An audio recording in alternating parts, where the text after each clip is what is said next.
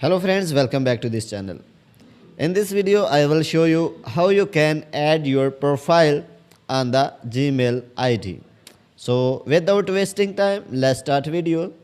If this video will be helpful for you, please like it and subscribe our channel. So firstly, open the Gmail and then click on profile icon on top right. Here, add your ID on which you add your profile.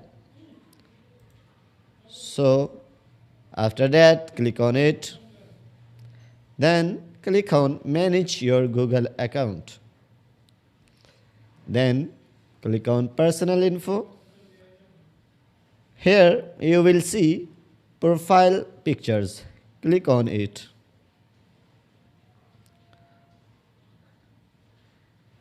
Then click on add profile pictures. After that, select pictures which you want to add on your profile. After that, click on next. Then click on save as profile.